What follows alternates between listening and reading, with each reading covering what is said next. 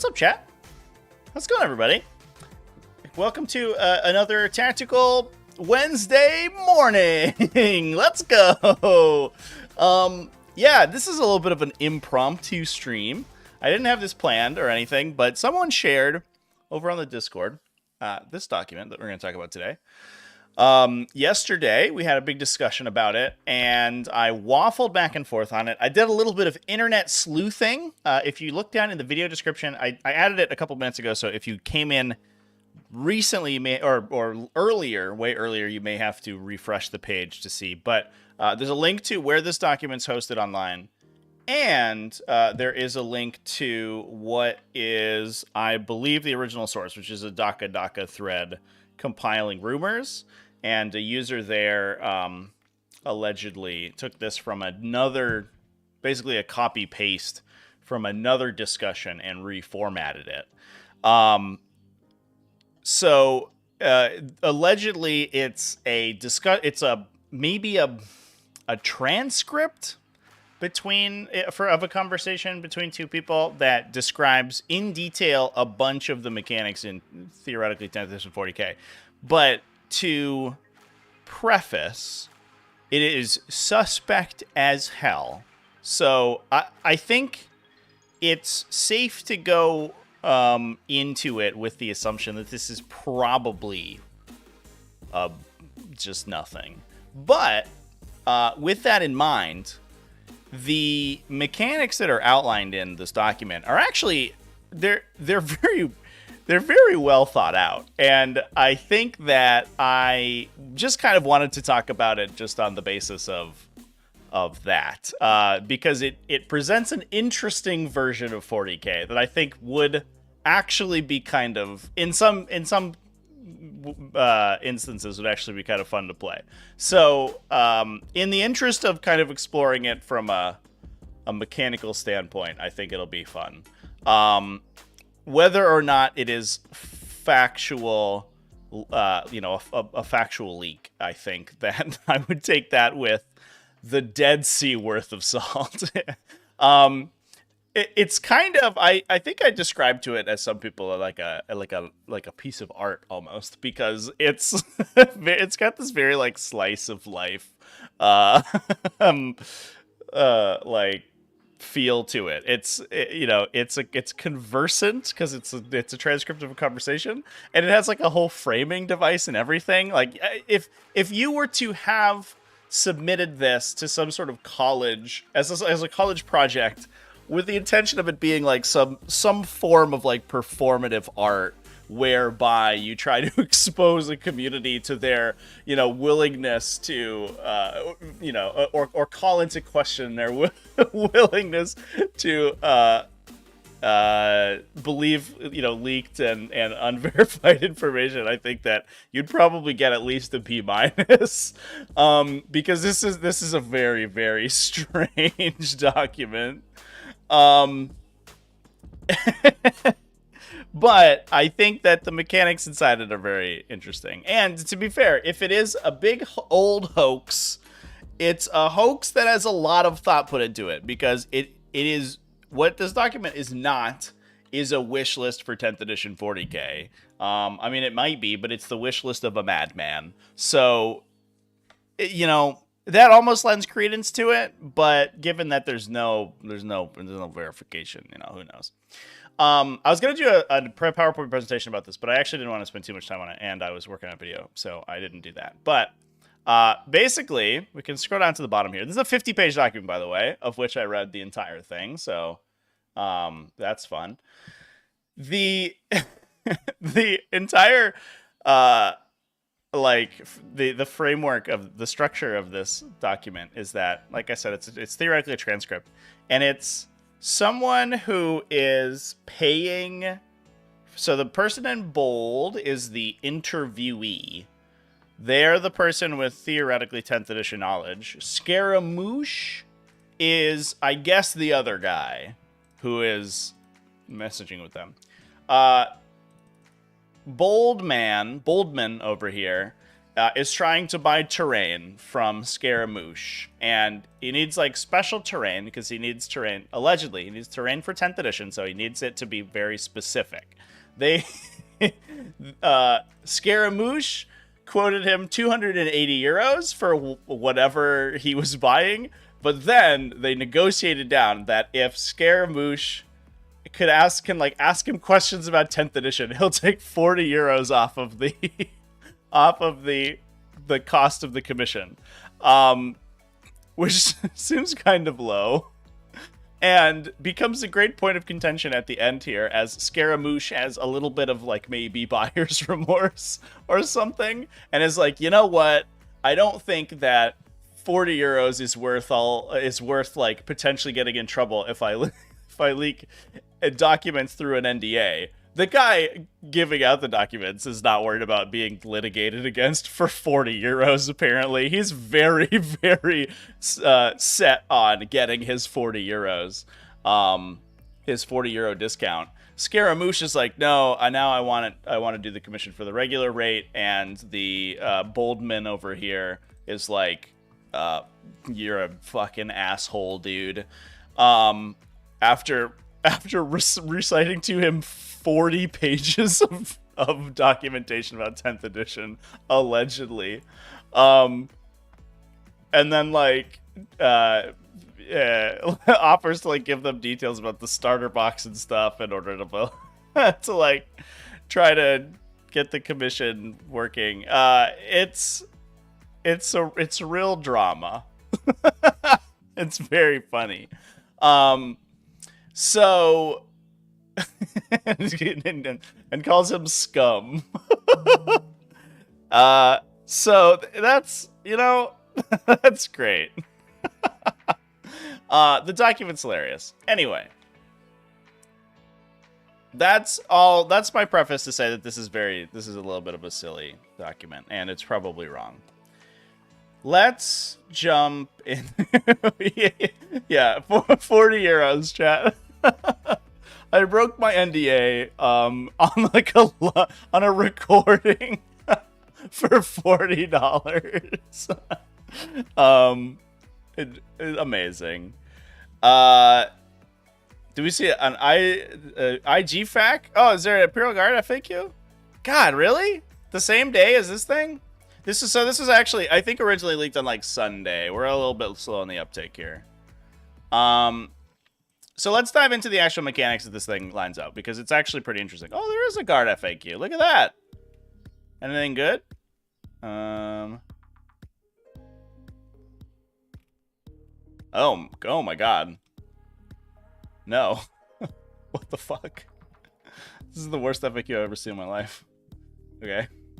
Anyway, we'll talk about that later. Okay, here's the deal. So, here's what the system lines out. War Machine and Hordes. So no alternating activation. They say over here no I go you go, but they're wrong. That's not the implication. They literally counteract that later on in the document. It's War Machine and Horde style amalgamated turns. So what you have is you have a turn where all of your models perform their actions. However, each unit's action is separated into an activation, during which they progress through all three phases of the game. So, you know, if I have my character, my tactical marines, and my land raider, it will go to my turn. I will choose a unit to act with. I will choose the land raider. It will go through movement, shooting, you know, potentially psychic, morale, fight phase, done. Then I'll pull back and then move to a different unit and do all of those to the different unit. The document describes the activations as being... let's see if I can find the thing. As being basically extremely flexible, so you can perform your actions. They call them phases, but it's better to describe them as actions. They perform their actions in any order that you choose.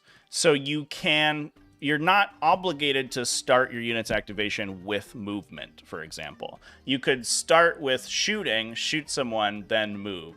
Or you could start, your charges are in the movement phase. A charge is a move plus 2d6 to charge somebody. So it's basically like a movement and then a charge phase together. But if you're locked in melee, you can start with a fight phase, hit yourself out of melee, and then shoot someone, for example. So like the sequencing of your activations in the correct order is extremely important. This I love because I think like action sequencing is really cool. And I like amalgamated. I like full army activations because I think it cleans things up a little bit. But then having it broken down into each unit activating is actually a little bit easier than doing it with your entire army. If you can imagine, right? Like you go to move your army, and you move everything in your army, and then you have to stop and like reorient for a different phase. Whereas if you're doing it all with one unit at a time, it actually saves a lot of kind of brain power, I guess, because you're not constantly just like jumping between different types of actions. And it lets you react to what happens in the game. You're like, oh, I don't need this unit to shoot that guy anymore because he died, or I need more units to shoot that guy, so I'm going to move this unit over here and, you know, shoot this unit that I attacked that didn't die when I expected it to. So I'm already kind of into it on that. Now, the other thing, the phases are a little bit different. And unfortunately, through the 50-page document here, I'm not doing a great job at finding each of the sections. The other thing is that obviously the attack sequence is wildly different. And it took me like a good solid hour to try to explain what they were describing, because it on first glance seems like the ramblings of a mad person. In line with the other rumors that we've heard about the edition, this describes a system by which there is no wound roll. Instead, like it says before, you only have to hit, and then your opponent rolls to save. Full stop, done. That's it. Everything is worked out in attack pools that of all of the attacks with the same weapon characteristics. So if I'm shooting my tactical squad, I'll do my multi-melta shot, and then I'll do all my bolt gun shots. And there's no slow rolling. All of the attacks targeting a single enemy unit have to be batched with like profiles. And the reason for that, I'll talk about later. You then have, let's see if I can grab the list of traits. You then have a set of traits on your weapon. So you'll have a ballistic skill, which is your target number to hit, and your opponent has a save characteristic, which is their target number to save. Then your weapon would have your target would have a certain set of traits, and these are they have some examples in here as well. I know one of them is Jinx, so let's just search for that. They have traits for evasion. So this is things like dodging, being speedy. I think this says Jinx, but I think it means Jink, like the Raven Ring rule. Obscured, which you can get from terrain. If you don't have line of sight to the entirety of a target unit, then the target unit is obscured. So they basically impose like a -1 on you. And Flicker is something that apparently like teleporting units have. When you roll against your target number, so if you're like on ballistic skill 3, for example, you need a 3+ for each of your attacks to hit. For every trait, unopposed trait that your target has, they oppose what's called a disadvantage on you. Each level of disadvantage that you has basically converts from the top down, the results of your dice to what's called a glance rather than a success.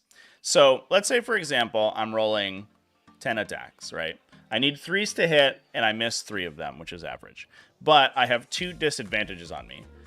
Because it manipulates your dice, or checks your dice results, 2 disadvantages means that your 6s, and then 5s moving down the track are then turned into glances by the system. So my 1s and 2s are misses all the time. If you don't hit your target number, it's a miss perfectly. Your 3s and 4s, because those are hits within the success range that we're looking for, but they haven't been affected by disadvantage yet, because we only have 2 levels of disadvantage, are regular hits. Then our 5s and 6s, because we have the 2 disadvantages moving down from 6s down to 5s, become glances. Now the glances are, and this is why things have to be grouped together in attack pools, the glances basically count as half of a success. So for every glance, you can convert it to a hit if you have another glance in your pool. So each disadvantage that you have is roughly equivalent to minus 0.5 to hit, is basically the way that it works.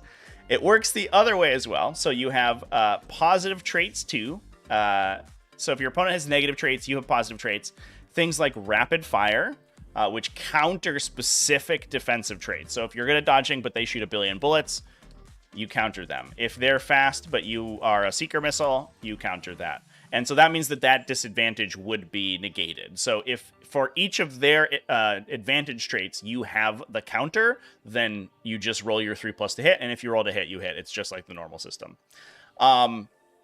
These traits can also have levels. So you can, for example, be dodge 3. And if your opponent is only rapid fire 2, then they would counter 2 levels of your dodge. So you would net minus 1 disadvantage. So your 6s then would be glances instead of your 5s and 6s.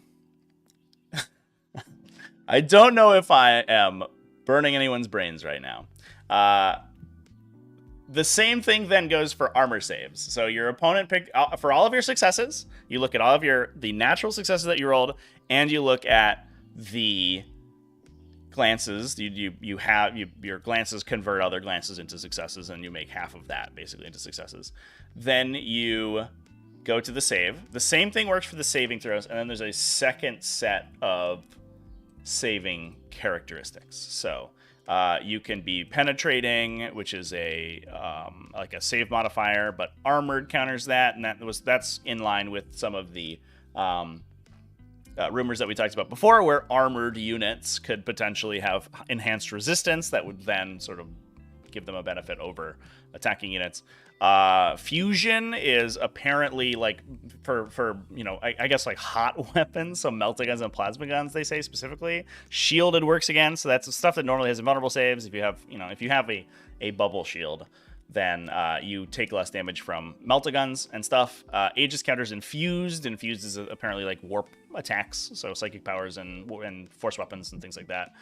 Artificer counters kill shot, so that's probably like snipers and high accuracy weapons, and artificers like characters will have that a lot of times, I imagine.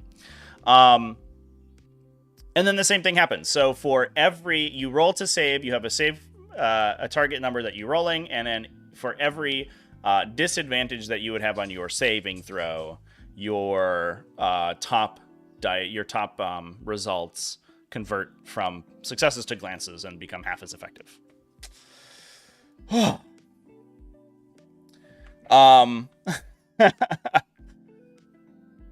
So the system, the way that it was on the face value, it feels like the most convoluted system in the world, right, chat? So it seems like what everybody's saying here. Yeah, it is very rock paper scissorsy. You need to have the shields to counter the melta, but then you don't have the correct potential effects to counter bolt guns or whatever. And some of the other rumors in this document say that things like war gear may be open to change from game to game if you're playing competitively, which means that rock paper scissors becomes a little bit easier to deal with, because you can switch your weapon type out depending on the targets you're going to be shooting at from game to game, which would be super sick. They do give a little bit of an example here The Scaramouche, our buddy over here, asks Boldman to give him an extremely convoluted example. So let's run through it real quick. See if we can have people understand. So we have a Carnifex shooting Bioplasma. It's probably a Screamer Killer, right? Because they have the Bioplasma shot. The Carnifex is an upgrade that gives it Veteran Instincts, which is 1 point of advantage. I guess it's just like a floating advantage. It doesn't matter what you're shooting at. You always have an advantage. You're shooting at a Terminator in cover. So cover gives you 2 pips of Obscured, so 2 disadvantages on the attack roll, and 2 pips of Armored, so 2 advantages on your saving throw, basically. Or 2, the save characteristics actually only sort of counteract opponent's advantages. So if you have Armored and your opponent doesn't have anything that deals with Armored, then you're whatever. So you have 2 advantages. They describe that Synapse now gives you another hit advantage. So between that and the upgrade that they have, you have 2 floating advantages, so you counter their Obscured. Because these are just usable on anything, I guess. Otherwise, you would need whatever the equivalent of negating Obscured is. The Carnifex has a ballistic skill of 4+, so if you roll a 4+, then you hit. Done. Because we don't have any because all of the disadvantages are being counteracted by advantages. Then we go to the saving throws.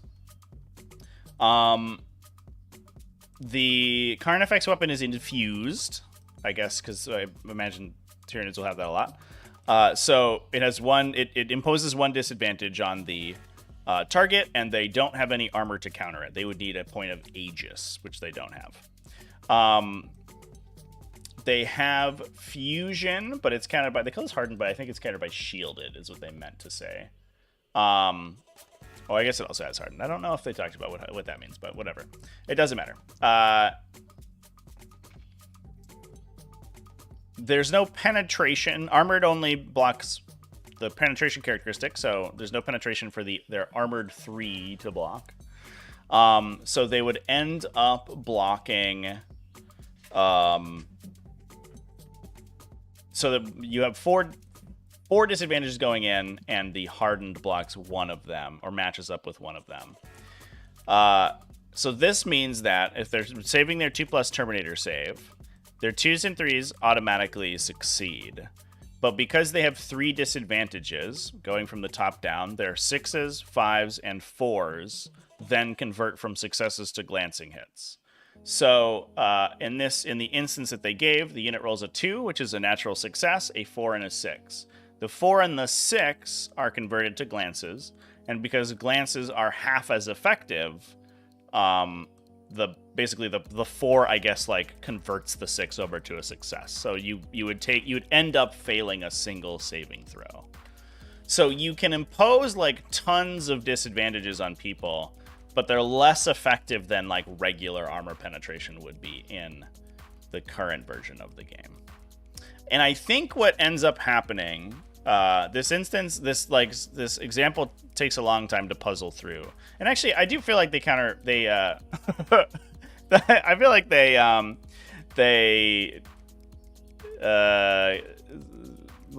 counter themselves here, because they talked about shielding countering fusion, right? And I think they just fuck it up. Is that where it is? Shielded counters fusion. Yeah, but then they say that this Terminator squad has shielded, and then they count Hardened as countering fusion. So I don't know what the fuck they're talking about. But at the end of the day, I think the system's really interesting. Basically, you have this really, really, really granular system where all your weapon like characteristics are important for defeating specific armor types. When we get down to it, is like flavor as hell, right? In order to block melt-a-guns, I need to take shield generators because that's more effective against fusion weapons in the fluff, right? In order to block your heavy bolters, I have to take stuff with heavy armor. It's not just like, oh, I'm going to stack a bunch of armor and invulnerable saves to the point that you're like a rote armor penetration value can't defeat it. It's that you have to be bringing defenses that defeat specific types of attackers, which is very cool. And it's super granular because each of those pluses and minuses counteract each other, but only end up being a half of a success or failure. So you have more opportunity to move the lever around a little bit.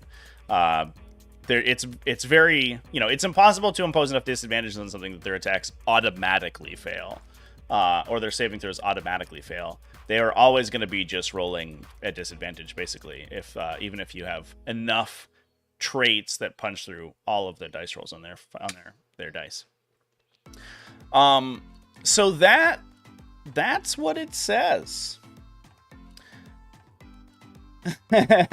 Yeah, so I think part of it too, chat, is that and during our discussion of the Discord, this came up a couple times. It is most likely if true, could mean anything. If true, it is most likely a competent system being explained by a moron. And I think that that's probably true. If this is correct, then whoever's on this post caller in this chat channel or whatever is talking about it, it's doing just the worst job, man. And it's, this whole document is like so conversant, and it's just like somebody probably typing on their phone or whatever. And so it's very difficult to follow. And I think that if this is an actual rule, then once you look at the rules as actually laid out in the rule book, it's going to be much easier to follow. They describe that all of the traits are like pictograms, which is funny, but that each one is like what's the word, is visually identified with its counter. So I think they said that like penetration is they described it as a flaming arrow, and the armored characteristic, which defeats penetration, is that same flaming arrow, but it has a shield in front of it. And I imagine that there's going to be a lot of that. And I think that will make it easier to parse through. In fact, the names of the actual traits may literally not even matter, or be incorrect. I don't know. You could have the pointy attack or the fiery attack, and your opponent has the fire resistant icon or the no pointy icon, and that becomes much easier to parse. I also think that it's going to be a little bit similar to the way the current rules of 40k work, where you start to you create like mnemonic devices in your own head for simplifying the resolution of attacks for yourself, where right now, if you play enough 40k, you can like if your opponent has an AP reduction effect and a 3+ save and you're AP 4, they're on a 6 up, because AP 4 normally defeats a 3 up, and then the AP reduction effect gives them one benefit on the saving throw. And I think that you just start to like create the connections in your head where you're just like, well, Meltas are always fusion 3, so I'll just ask what my opponent's shielding is, and now I know what my disadvantage is suddenly. And I think that it actually becomes, in practice, especially after a couple of games, it becomes much easier to parse through. That's my feeling on it. But it's also, it only takes 2 rolls to go through. And they do describe invulnerable saves are basically a ward save from Age of Sigmar. So they are taken after damage is applied. So there is going to be some stuff that has like 5 up or 6 up damage ignore rolls, basically on top of all that stuff. But that means that at a maximum, you're rolling 3 dice to resolve an attack. And with the necessity that everything gets fast rolled, I think that the attack sequence then becomes much easier to resolve. So I don't know how I feel about this as a system, if it is true, but I do think it's interesting that it has had enough like thought put into it for this document that it's actually cohesive, and it makes sense. It's kind of a whole thing, but it is what it is. They talk about psychic powers as well. Apparently there won't be like lists of psychic powers. They'll just, I guess, be Be psychic power, like a psychic discipline will be keyworded, and everything with the keyword can take those powers, which is kind of like how it works right now. In GT missions, your psychic powers are baked into your datasheet, so you actually don't get any selection on psychic powers, which feels like if they're doing like a sideboard thing where you can change your equipment pregame, feels like that would be a perfect place to slot in mutable psychic powers. But I guess not. Who knows? The psychic powers work a little bit differently. They can be performed. You have a psychic phase in your activation, but like all of the other activations, you can do it at any time between your other actions. And it's a 2d6 roll, double one, snake eyes or perils, but you have a target number, and then it uses the advantage and disadvantage system, and all you need is one success on the 2 dice to succeed. So it's not 2 dice added together. It's like, oh, I need a 5+ to cast. Roll 2 dice. If one of them is a 5+, then you're good. And you may have a psychic score that then converts over those your lower rolls. That makes more powerful psychers more effective at casting spells. You then have your opponent has denies, and the less you can deny infinite times, but the less powerful psychers then get stacked disadvantages on top of their deny, based on the number of times they've denied. So your denies kind of work like smite, I guess, where if you're denying a lot, your denies get harder and harder and harder as your opponent's psychic phase goes through. I guess, unless you're like a really strong psychic, like Magnus the Red probably denies a bunch of times without getting any penalty. But like a little idiot astropath or whatever is going to have a tough time denying too many times. So that's cool. The other big change that they describe is charging. So because the interaction, the like sort of charge and fight phase is so insane that it works very functionally. But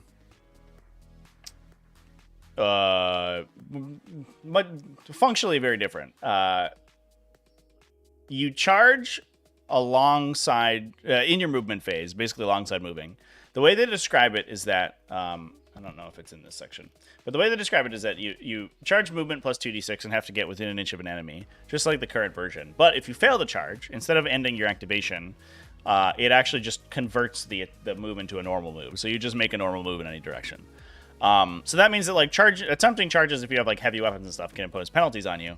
But you are not, if you start your activation with a charge, you're not then required to like follow through on that charge, for example.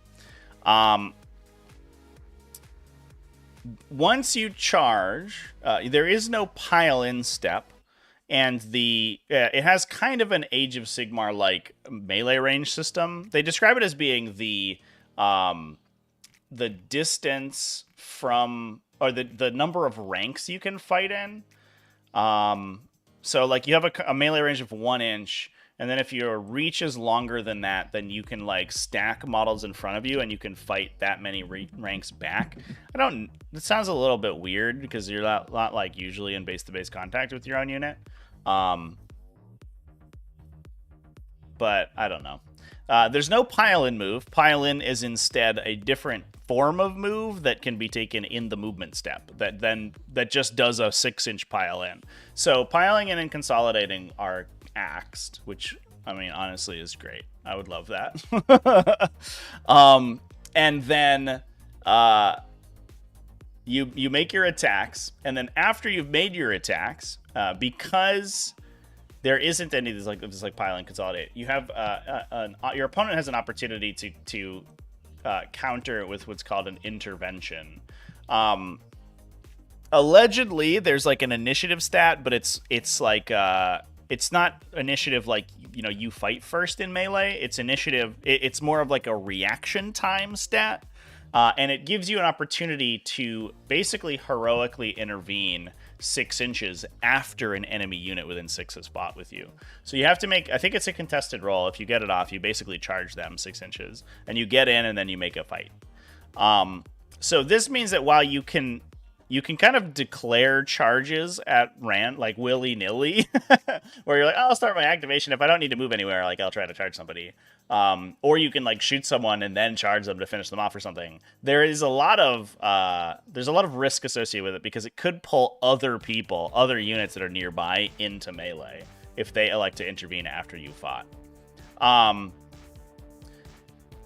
That then gives you more opportunities to engage in melee. So basically, instead of the fight phase being a back and forth like it is right now, where like I'll select a unit and then fight, and then you'll select a unit and then fight.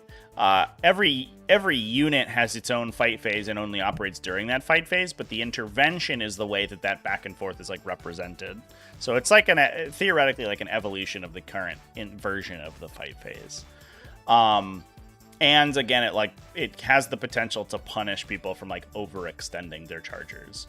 You want to be, but then it's also an interesting back and forth, right? Because like if you make a big charge and you get into your opponent's army, then they intervene with a bunch of stuff, and then like suddenly it's a toilet bowl.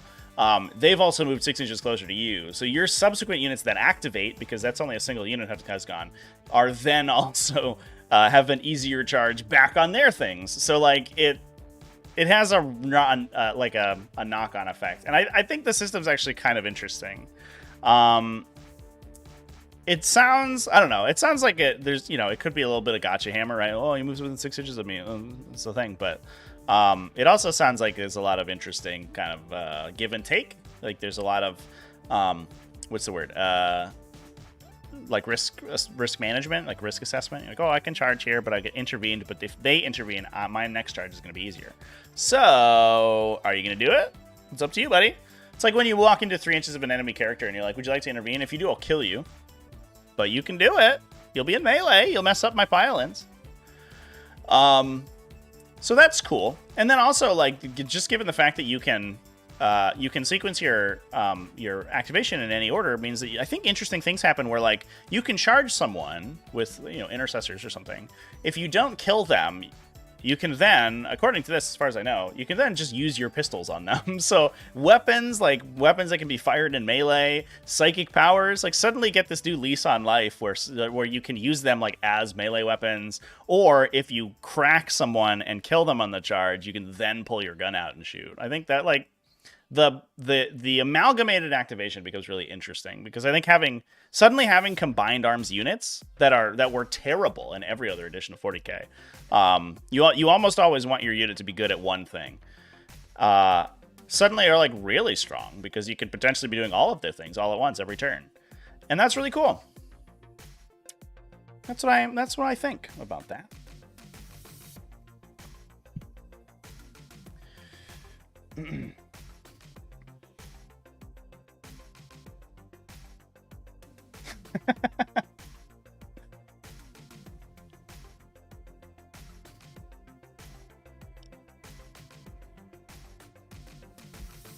Sounds like there's a skill expression with those charges. I do think that, so I think it's kind of a problem in 40k right now that the only avenue for skill expression is fight phase activations. And I think that's only because they're needlessly complicated, right? And a lot of the other rumors have already stated that like kind of the incentive or the drive of 10th edition is gonna be to streamline and simplify a lot of these like kind of needlessly complex interactions that happen in 40k. And on that, tack, this is very much in line. Just having a single charge that combines your movement, you don't have to worry about piling consolidates, means that you're less worried about like the minutia of like, oh, did I get closer to something? I don't know. Because the skill expression of the fight phase is almost just like, the ability to remember the fight phase rules. And that's a little bit silly. But I think this one, like your activation order is suddenly much different. Your action sequencing is suddenly much different. So I think it just moves the skill expression elsewhere. And then, like I said before, I think that the like charging plus the charge plus intervention give and take is actually is also super, super interesting too.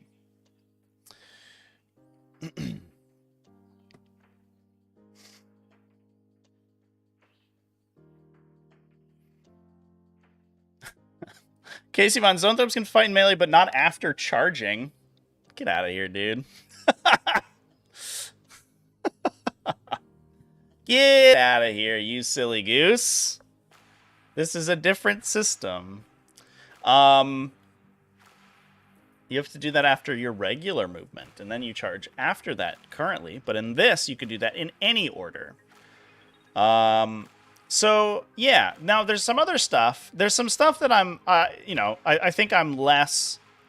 There's terrain and format-specific rules. We can talk about terrain. The terrain in this, it feels a little bit, I don't know. They like kind of, it's like, feels like a shotgun approach based on what they talk about here. Terrain is destructible, apparently. You basically like, you either remove like keywords from terrain when it's destroyed, and how terrain gets destroyed I don't think is very clear. Well, part of it was that I think you could move over, like some small terrain types could be moved over by vehicles and blown up. And then big vehicles, I guess you'd have to shoot at. And I guess like either if you don't want to replace the terrain wholesale, you can have it like remove, like have keywords removed or like cover removed or whatever. Or you could have it like actually just be turned into rubble, I guess. This feels like a little far-fetched. I think GW has been very much against destructible terrain for a really long time. Although I mean, Kill Team has it, right? And Boarding Action now does. So maybe the environment has changed enough that they may be into it. And they say that there's, and this is in line with some of the other rumors we've heard, that there is a set of a GW sort of set of terrain that has destructible or removable pieces for representing destroyed terrain features. That is part of this this document. And we have heard from other people that there is theoretically going to be like a new set of terrain coming out with the new edition that is bespoke to the edition. And so that, that could jive, I guess. All of the measurement in the game is, I don't know where they talk about this. Yeah, so all of the measurement in the game is all horizontal. Your vertical distance doesn't matter.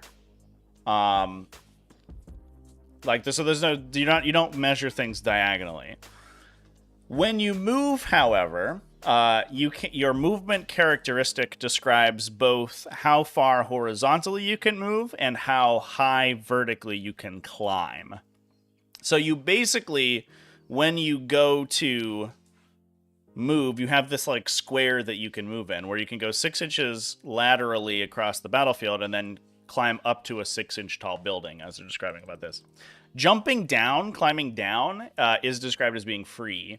So they said that breachable terrain is no longer in the game. You can't automatically move through ruin walls, but I imagine that the intention is that you can basically then clamber ruin walls really easily, because as long as it's not 6 inches tall, you can just climb it for free.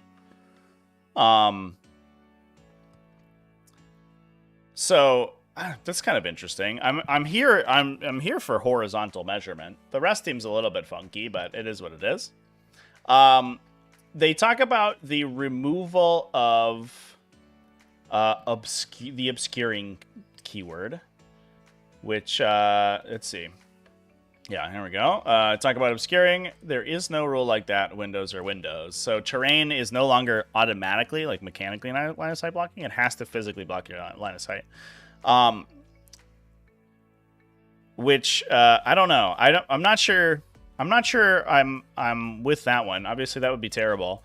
But also, I think that the design team is is aware enough of the effect of obscuring terrain, the positive effect of obscuring terrain on the game.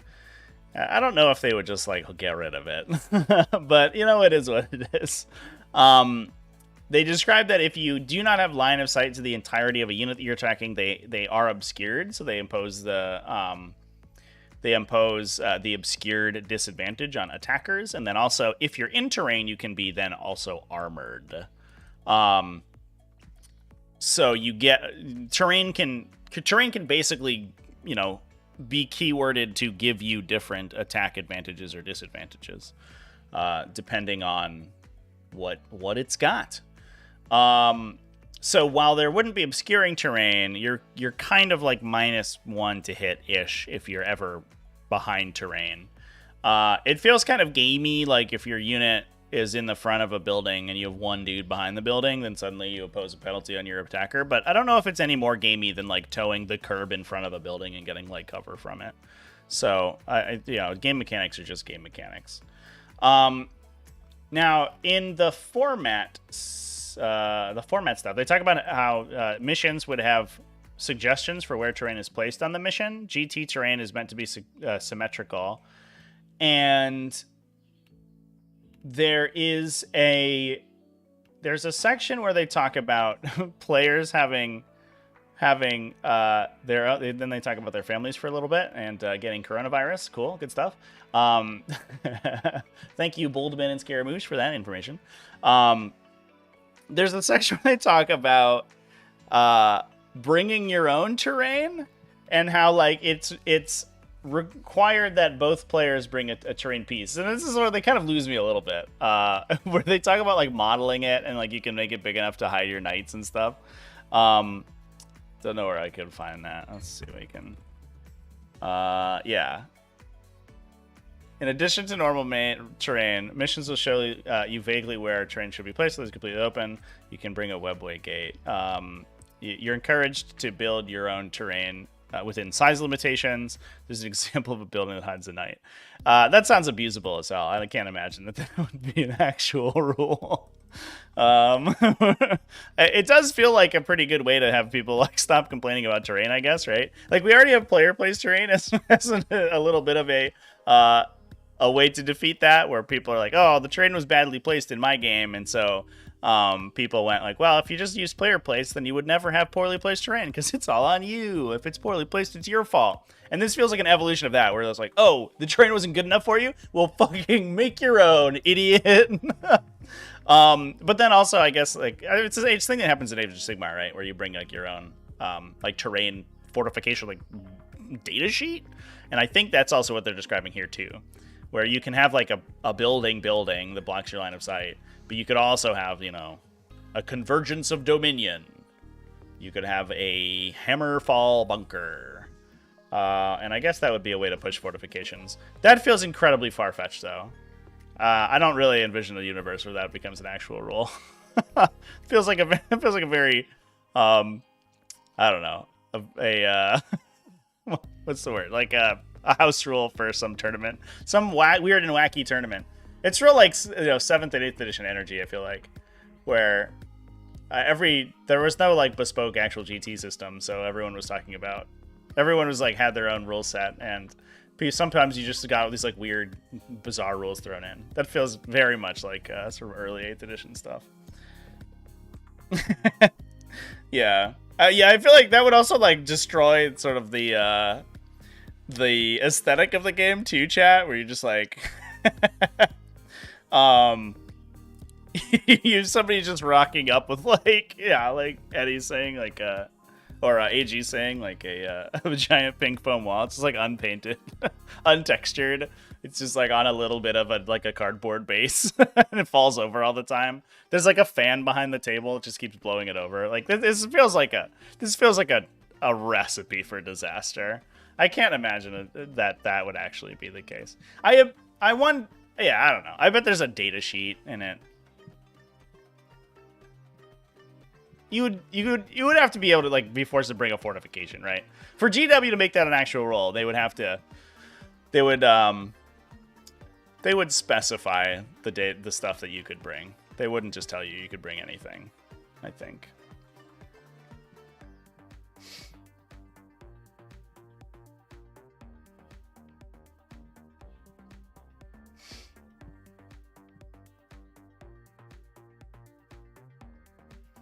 Can't tell you how bad games can go from player placed. Yeah, I think player placed terrain. I mean, I think we've talked about player placed terrain previously on the channel. I think it's a nightmare. And I think this is like a good example of the reason. Like, terrain in 40k is too important, and maybe it's less so because the system seems less lethal than the current system. At least theoretically. I don't know. We haven't seen any stats or anything. And also, this might be bullshit. That like terrain is too important in 40k to like give players control over it. Because as soon as somebody's incentivized to abuse it as much as possible, it just becomes that's just what happens. I think that's just how it goes. Now they talked about a bunch of the different formats. So allegedly there are matched play formats and there's GT formats, and those are the only two formats. The matched play books are things like Crusade, and like sort of regular games. And then GT is a separate format. The core mechanics are the same, but your data sheets may be different. They talk about how it's going to have like specific detachments that you can build. I think they call them war hosts. They're like a little different, according to this. You basically like instead of building an army, you pick a detachment, and the detachment describes the keywords you can take in it.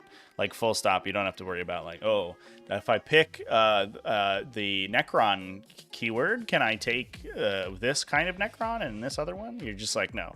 You pick, it's whatever your bracketed keyword or whatever your chapter keyword or whatever. Or an amalgamation of several faction keywords that you can take in a single detachment, and they just tell you instead of you having control over it. The data sheets that they describe for Grand Tournament are very bare bones. There are no...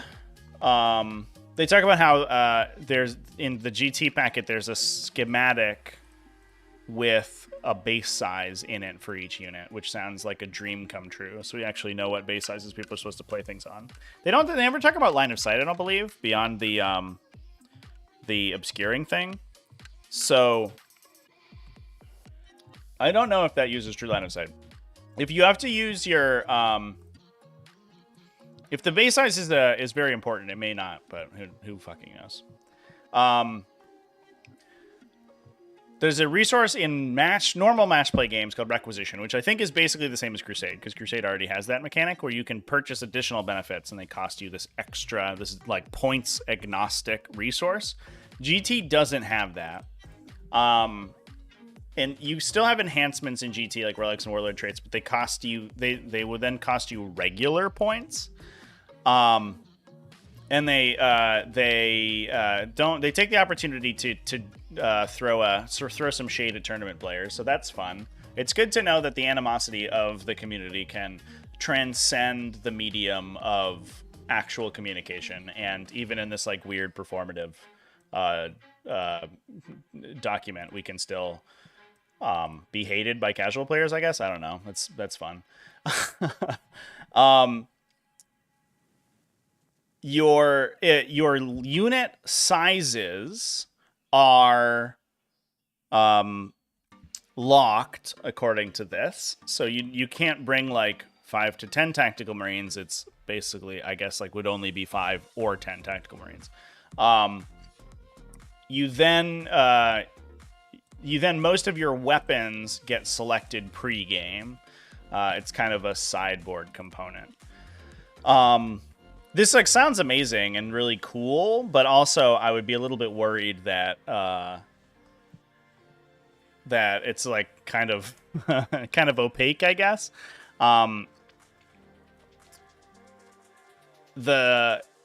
It would make sense that they would be like pushing that kind of system when you have units like Primaris Space Marines that don't have like a lot of, there's not like an enormous amount of like difference between the weapons or like mutability to the units. But if you talk about something like a Devastator squad, if you are required to bring like every weapon option for your Devastator squad, or at least the ones that you expect to play, and it could be like triple grab, 1 Melta, or 1 Melta triple grab, for example, whatever you're trying to bring to tournament, then you have to have like multiple sets of Devastators or magnetize them, or we move to a system where the actual equipment the model has doesn't matter, and you just tell your opponent before the game. Which sounds like it might be a little bit hard to parse, but it might also be okay. But I don't know. That sounds like a weird... It sounds kind of unbelievable, but if true, big if true, but if true, I think it would actually be super duper cool. They then talk about how data sheets could be rotated in and out of GT. So different GT seasons could potentially have slightly either different data sheets for units, where you can, you might have a different unit size or a different selection of war gear, or data sheets would be unavailable. So you'd be like, this season, for the next 3 months, you can play Predator Annihilators, but not Destructors for something. Which is certainly one way to go. Rotating rules is an interesting direction to move in, but I don't know if it's the correct one for 40k. Might help alleviate kind of the ridiculous bloat of data sheets that some factions have, but also there are factions that like would never be affected by it. Like I don't think you could make anything in Harlequins, rotate out or anything, because that would get the faction. So it feels like that would largely be a nerf to Space Marine players, and I don't know about that. Kind of weird. But it's, I don't know. The system's interesting. Some units have stratagems, warlord traits, relics, psychic powers, and secondary objectives attached. Some don't. Some units have several Grand Tournament profiles for different points with different options. So you could have like your multi-melted Devastator squad and your Lascannon Devastator squad would be slightly different costed and have more restricted like war gear, for example, where you couldn't switch out your heavy weapons maybe.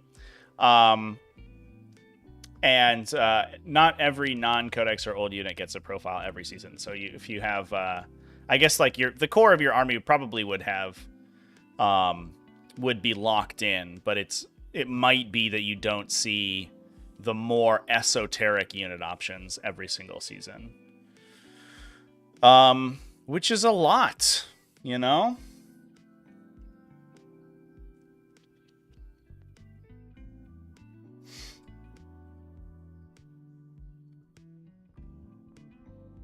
Guarantee the sideboard thing doesn't work in GT games. According to this, it is only for GT games. So, I don't know. The other play, what do you call it? Modes would use requisition points to unlock war gear for your troops. So GT would be like, your tactical squad has a heavy weapon. Choose the heavy weapon on profile before the game. Whereas like a Crusade army would be like, you have a heavy weapon guy for 15 requisition points. He could have a las cannon. So that would be like a little bit more, a little bit more granular, like the current system of the game. But the GT system would not use that.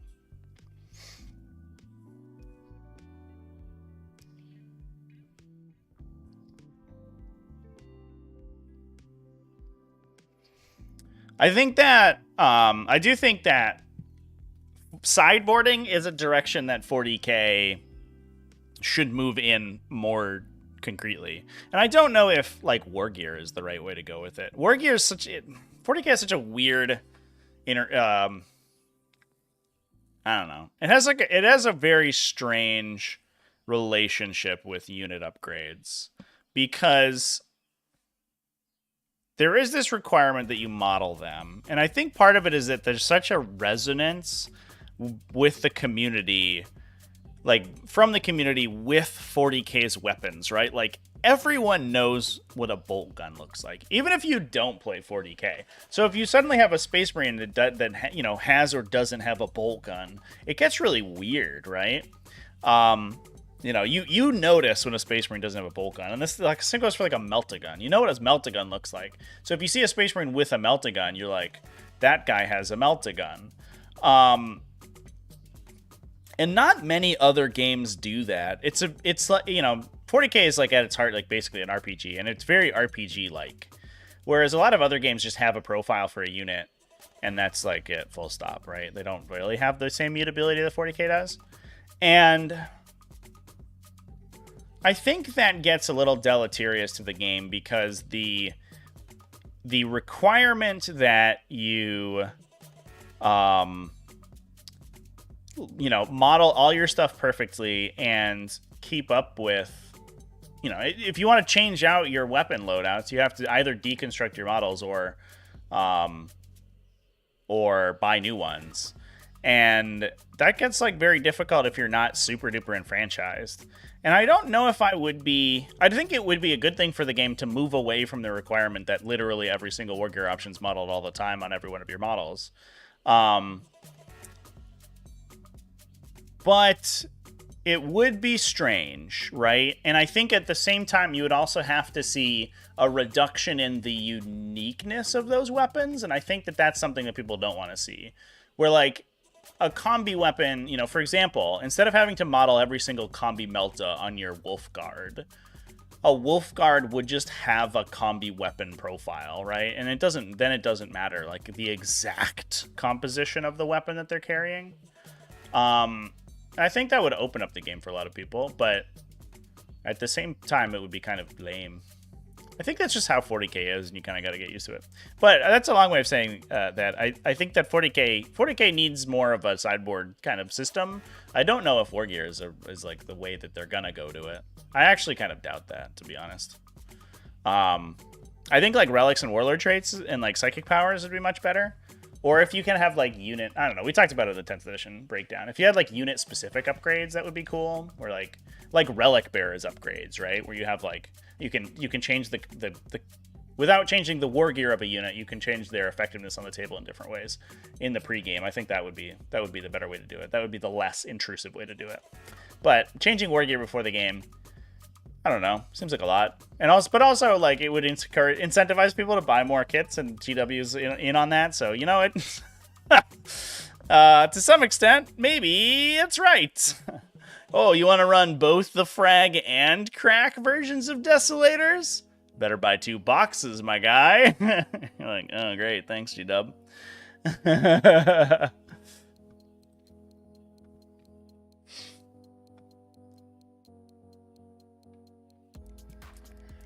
Armies with a bigger bench get huge advantages. Yeah, I agree with that. For sure. And, you know, the hope would be that gets kind of wrapped up into the balance of the system. No one knows what Tyranid weapons look like? Yeah. I think the only time I've ever been called out for my like Tyranid war gear loadout was when I played another Tyranid player. And I was like, oh, all my Tyranid warriors have bone swords. And they're like, do they? Do they have bone swords? And I was like, no, some of them have scything talons. But they're pretend bone swords, I swear. Like, literally no one else I'd ever played knows the difference between the two. How to fix 40k, get rid of the tournament scene? Man, there's a huge proportion of people who think that that's the way to go. And that's like, that's mean. I don't like those people.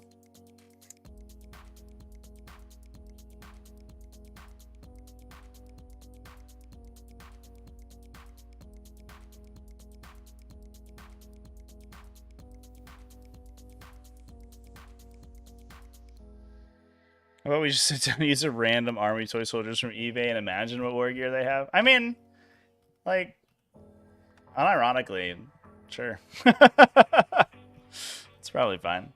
It's also like, I don't know, if your war gear is mutable from game to game, but they lessen like the requirements, or the community, I guess, lessens the requirements that you accurately model everything, then it becomes much more of like a modeler's game. And this is like the other reason that True Line of Sight is a blight on the fucking system, is that like if you have a weapon and you're like, oh, this guy looks cool, despite the fact that the plasma cannons look real garbage, I like plasma cannons, so I just want my Devastators to have plasma cannons. Then, like, I don't know, do it, man. Like, if you like have a cool paint scheme for them and it makes your army look good, why do you have to, like, you know, hamstring yourself for making your army look better? And I think it's like the real question is the look versus readability, where you want your units to, like, your weapon options to be readable. But if somebody really likes a, you know, particular sword or something, you know, I don't like the look of thunder hammers, and I wish I could give all my guys swords. But then people would complain that they're not hammers. But if we, like, reduce the requirement to model everything hyper accurately, I would just have my guys have big swords instead of big hammers, and then just tell my opponent what they are. And then, I don't know, I'd get, like, really into the modeling of it. I think that's interesting and cool. All right, what else do we have to talk about in this thing? I think we've covered most of it, to be honest. The weird terrain rules that are bizarre and sound bad. The bizarre GT rules. The kind of convoluted attack sequence. The activation system that's awesome. There's some fluff stuff that I mostly didn't pay attention to. And I think that's mostly it. And then also a bunch of arguments about 40 euros. Let's talk about damage a little bit. Some weapons spill over damage. Apparently, las cannons do. Might be like a special rule. They did talk about how like USRs. There's no universal rules in this system, but there are rules that are like keyworded and templated. I think they used flamers as the example. Like a flamer weapon is not a weapon type in the game. In fact, they talked about how weapon types are gone. They're just like you just have special rules. But the flamer rule is consistent across every flamer. It's just, I mean, it's not, they said that about 9th edition, but they still haven't templated anything. Is bodyguard an aura or not? Nobody knows.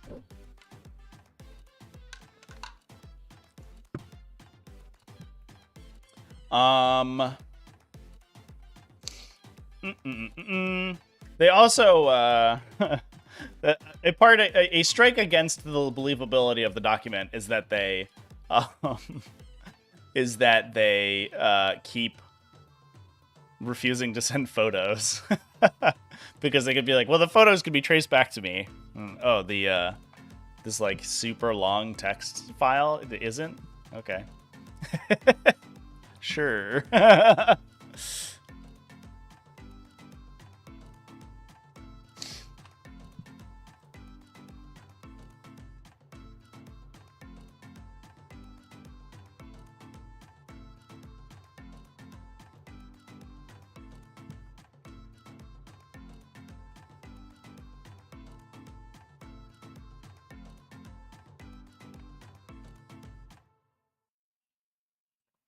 I would love for the wording to be more consistent in the newish chat for sure.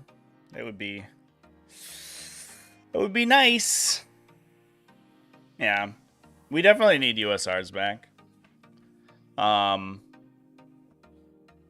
We're dealing with this thing right now, which apparently did not get fucking solved in this Astra Militarum Codex. God, what a garbage fire of an errata. I'm just looking at the Astra Militarum FAQ. Where like, so the Barbican's key has different wording than many other redeploy effects in the game, and it's a fucking nightmare. Chat. Hopefully that fixes things. New faction is the suits. I think that's just Tau, right, chat? The battle suits.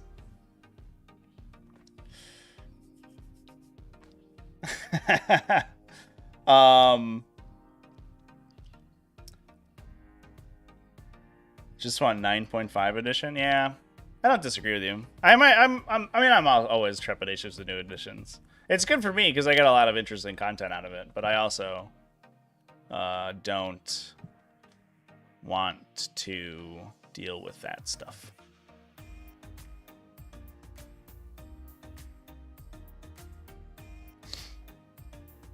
One of the biggest personal issues with Warhammer is your kit comes with 1 Thunderhammer, your squad can wear 5. Yeah, that's a problem with legacy data sheets too.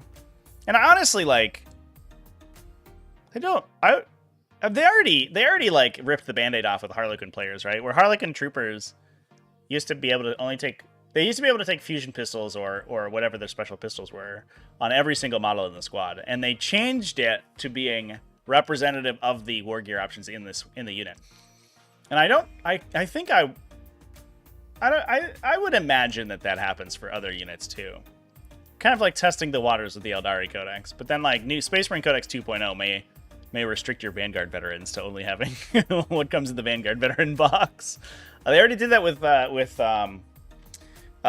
Sword Brethren, right? Sword Brethren have a ridiculously convoluted set of war gear because you can only take the models that come in the box as standard.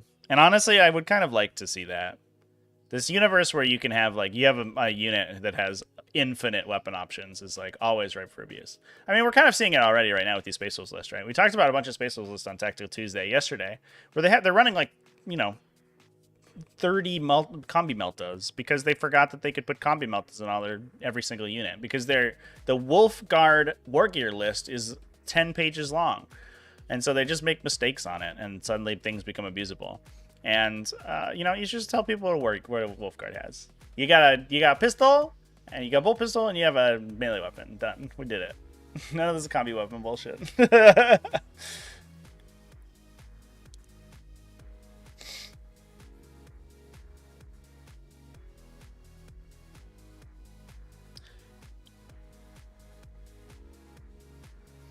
Space Marines having 5 Thunderhammers, to be fair, that is because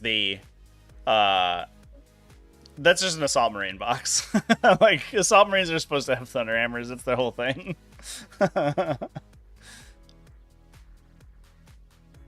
If these rules are real, they will nuke their player population. So, I mean, that's the reason that I'm talking about these rules, this potential leak.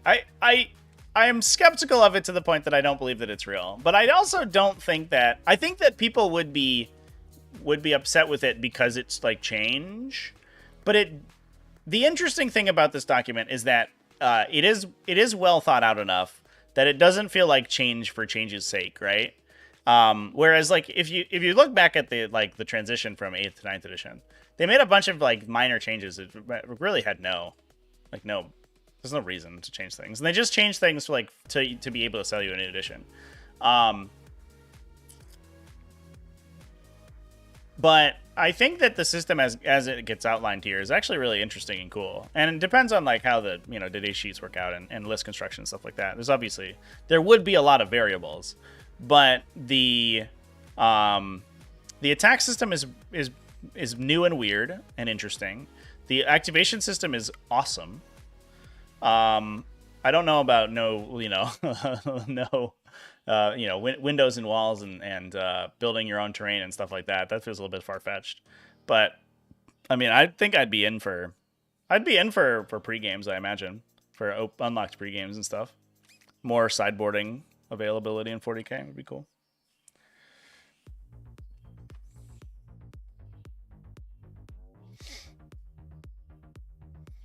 Where's the cover for the 2 Harpy, 2 Hive Tyrant, 4 Carnifex winning list? I recorded it last night, chat. This is gonna be up later today. I'm gonna edit it today. That was what I was doing while we were discussing this document. I just wanted to jump on for a little bit and talk about this. Imagine if the player base decided to refuse the rule change and continue using 9th. Yeah, that's never gonna happen. Everyone always says that, right? They're just like, oh, if you don't like it, if you don't like the new edition, just play the old one, just do that. But no single person has ever done that. The problem is that, to some level, the community is large enough to survive, like, striation. But you immediately, if you are using an edition of 40k that is not widely available in game stores, you immediately cap your player numbers. You can basically never have a new player ever again. Because if somebody rolls up into a game store and gets demoed a game of 40k, it will be the new edition. And when they go to play with you and you're playing a different game, they will not be able to play with you. So, like, realistically, whatever the current edition is, outside of the 0.01% of people who within their local groups play whatever the old stuff is, whatever the new edition is just how 40k gets played. It's never been the case that people have been like hold out and play old stuff. Sometimes you have there's like communities that are constructed out of old things. You talk about like 9th Age, right? But I think that's a different. They also, the game that community was built around also died entirely, was destroyed. So it's a little bit less different than an edition change. Like, that happened to the 7th and 8th edition Warhammer Fantasy edition change. The 8th edition Warhammer Fantasy was a shit show. And people were like, 7th edition is so good, I'm going to keep playing 7th edition. And not a single person did that. Like, no one continued to play 7th edition.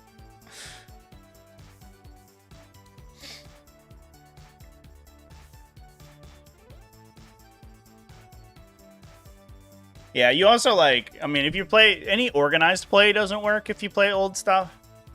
Because you need to have a consistent rule set, and if you're playing like this unsupported rule set, it's kind of a mess.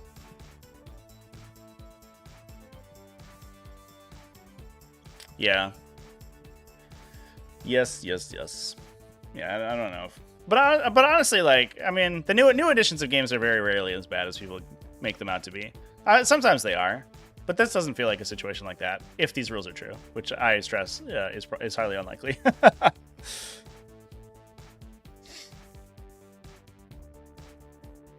Still can't find the Arcs of Omen book. Yeah, Wahapedia is like for sure keeping the community alive, definitely. If we were stuck on digital or on print media, whatever print media was in stock, we would never be able to play anything in 9th edition. It's just the sad truth. GW's got to get their shit together on that front. The digital format is a mess right now. Bless Wahapedia. All hail Wahapedia. For sure, chat. Indeed.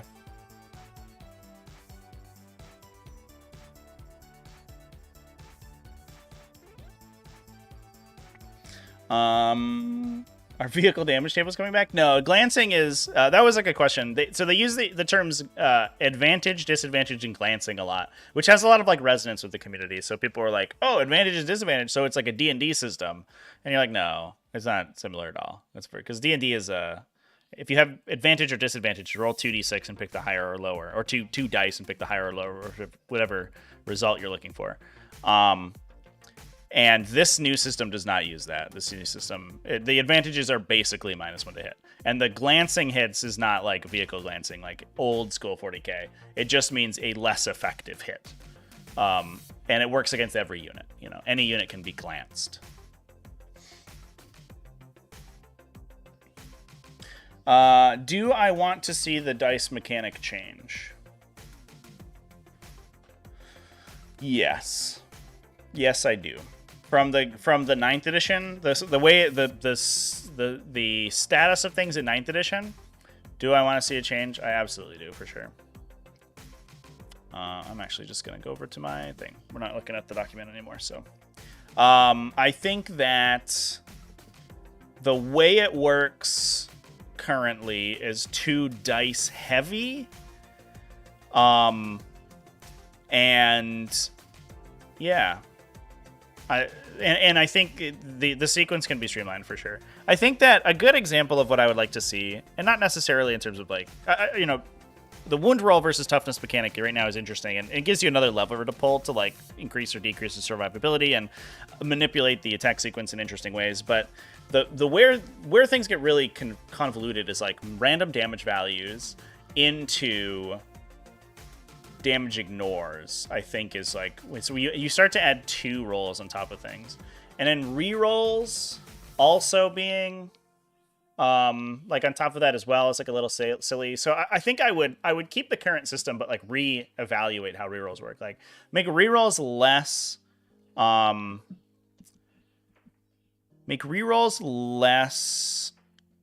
prevalent, but you could introduce like exploding hit effects. You could introduce like additive hit effects. So you could say, you know, when instead of having full hit rerolls, you could say like add 2 dice to your attack pool, for example. For every 10 dice in your attack pool, add 2. So it's just like it's this like 20% damage increase, but doesn't require you to roll additional, like add additional rolls to the sequence. You could also have like things like, you know, cover effects dice pools and stuff. I think I would rather see the attacks be worded, be designed around a dice pool mechanic that is then manipulated, rather than the current system, which manipulates individual attack results, which gets a little bit in the weeds. I think it gets too complicated. That's where a lot of the complexity of the current system is.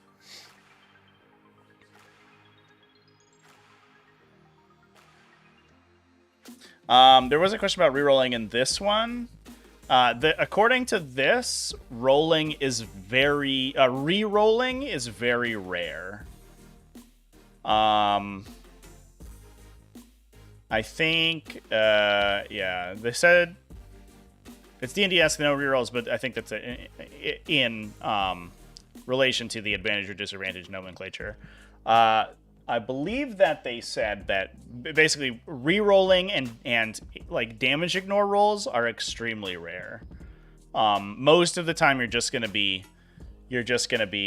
using these modifiers, and that might be why, like we talked about, you know, in the example where they talks about a Carnifex. The Carnifex being in Synapse gives it an advantage, and it could just be like if you are in a Captain Aura, you get an advantage to hit, and if you're affected by a Chapter Master, you get 2, for example, and that just may be as simple as that. So there's no rerolls involved.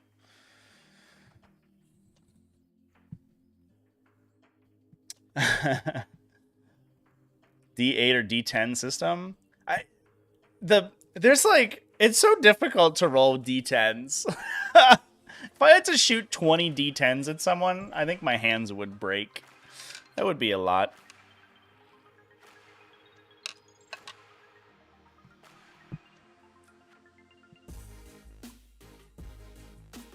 D6 with 1 and 6 auto missing or auto hitting is too small of a definition to make it decent. Yeah, I think that's why you have to have things that manipulate the totality of the pool.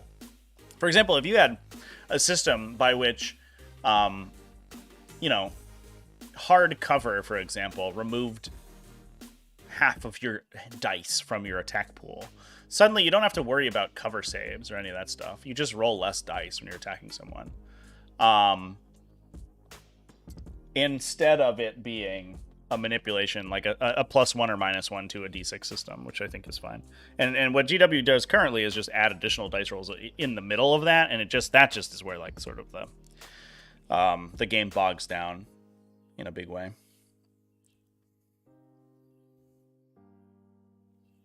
Anything but D6 was not invented back then? That's not true. 40k was post D&D. We actually, I might do content talking about Rogue Trader, because we talked about Rogue Trader in the Discord recently. We had a big discussion about it, and we looked through the old Rogue Trader documents, and it's very interesting because OG Rogue Trader, you can see the roots of where a lot of the mechanics and also kind of problems with 40k arise, because Rogue Trader is straight up just a role-playing game, but instead of role-playing a single character, you role-play an army of characters. And, you know, that's where we get things like units having a strength value, right? You don't actually need to have a strength value in 40k. The datasheet could just tell you what strength their melee attack is. But no, you have a strength value that then gets modified by your weapon. And that's because it's like extremely role-playing. It's very role-playing adjacent. So it was in a time where like AD&D and all this stuff was like very popular. And so like all of these different dice systems were involved, but I think they just weren't used for war games because it's like it's very clunky. So they just elected not to use them, and then we're now, you know, that became the industry standard because 40k was the first big one.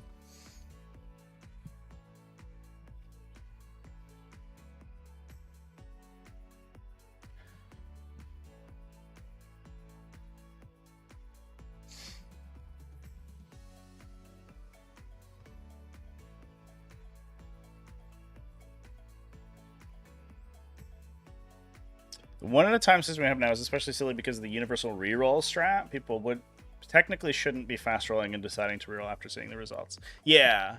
Although, to be fair, the fast rolling rules, and this is how I play it in my events, the fast rolling rules only specify that save throws and damage rolls are resolved one at a time. So according to the fast dice rolling rules, you can choose to reroll after you see the totality of the results of a hit or wound roll. So you don't need to slow roll those, but you have to slow roll saves and damage rolls in order to CP reroll. And in fact, you should be resolving those independently. So you save, then resolve damage for that failed saving throw. And it's like, yeah, it's too complicated. It takes too long. I kind of, I don't know. It is what it is. I don't think that that's like the biggest time sink in the game, but I do think it's unnecessary for sure.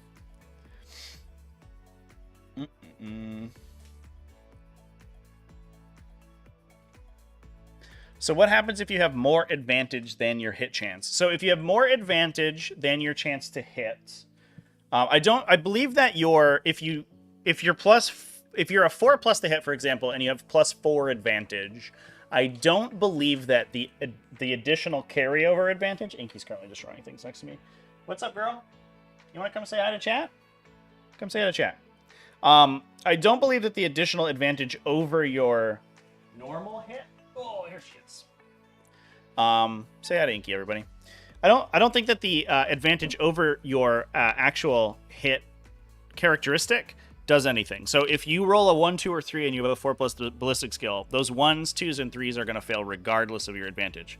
If you have advantage over your opponent's disadvantage, then you can critical, I think, based on the same criteria that you would normally glance at. So if you have +2 advantage, for example, moving down from the top, your 5s and 6s would become critical hits. And they specify, at least for saving throws, that those become doubly effective instead of half as effective. So if you have super hefty advantage on your saving throws, then your high numbers on saves kind of explode a little bit. And I think that probably only comes into play if you have traits. If you have defensive traits that more than protect from your opponent's offensive traits. Like, for example, if they're, fusion 1 and you're shielded 3, then you would end up with 2 pips of advantage on that. So if you're extremely difficult to kill from a specific weapon type, then you become very resilient to that weapon type. I think that's the gist of things in this system.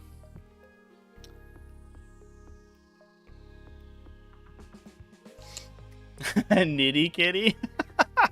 Well, I'm gonna get an emote for commission for Inky for streams, and I think we're gonna make a little Tyranid. What do you think about being a Tyranid, Kit? It's okay. Oh, hello. You've been extremely cute on stream. Yeah, I know. Look at all the viewers. Yeah, okay. I'm gonna sit down.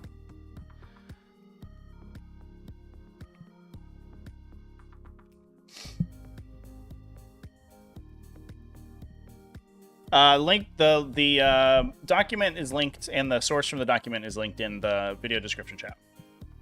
For Sebastian, who was asking about it. I think if these are rules for 40k intent, a lot of people will stop playing. Will they? I think people will complain about them for a while and then continue playing, I think is how it will work. I think, honestly, regardless of what the rules for 10th edition are, that's going to be people's response. Whether or not it's a hugely transformative change or they remain mostly the same as 9th. People are going to they're going to flip their lids, and then they're going to come back in a little bit and be calmed down.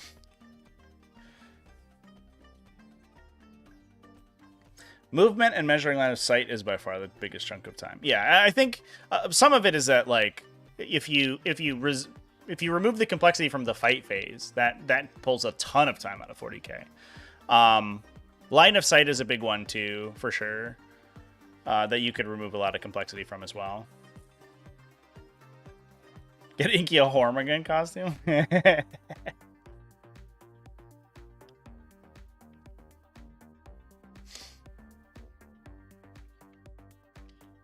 A 6-inch aura that reduces shields. Yeah, I could see that for sure. Yeah. Why not? I mean, I think that's an example. That's an example of the system being utilized in an interesting way, right? Because suddenly you can design mechanics around it, whereby you start I don't know, you start interacting, which is cool, I guess. And you can maybe design a system where weapons that would normally be countered by a specific defense type, you can combo them to be effective regardless. So even if your army is all fusion based, then you have a shield reduction effect then. Like suddenly you can still play with that army, even if you run into a really bad profile matchup.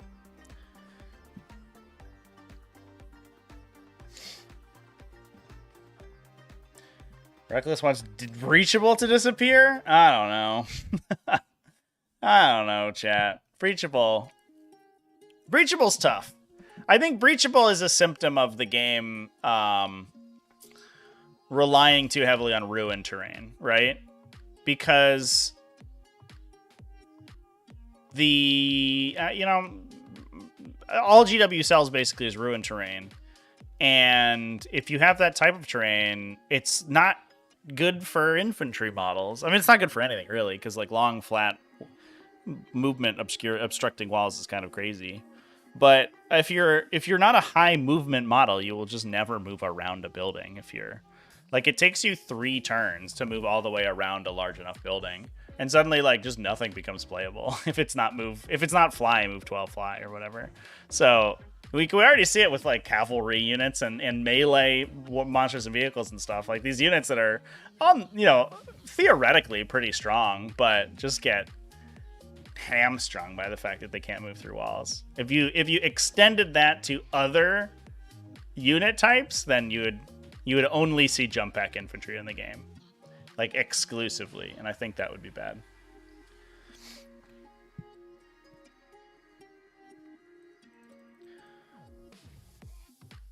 The whole system seems interesting. The only thing you're worried about is terrain. Yeah, I think so as well. The terrain system is kind of bizarre.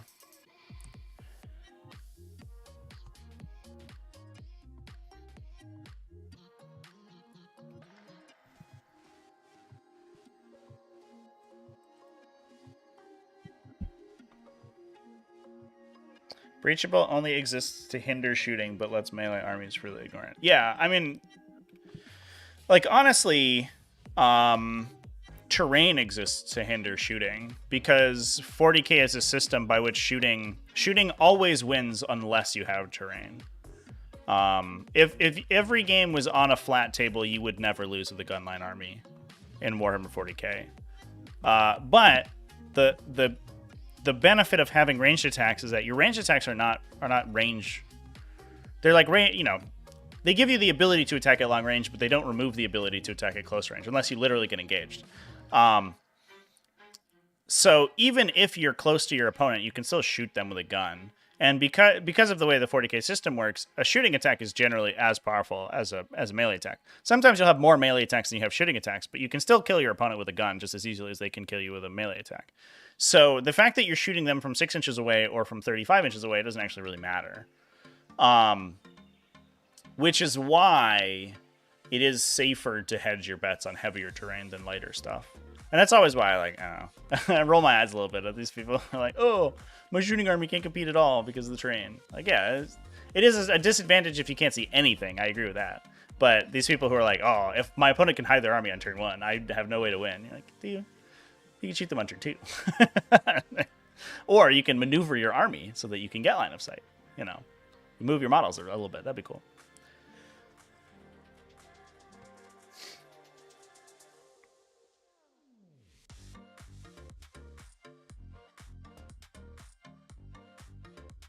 Breachable stays, but once a while is breached. It no longer blocks line of sight.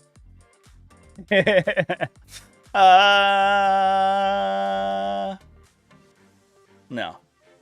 How about the current system is fine and tower very strong and we don't touch anything.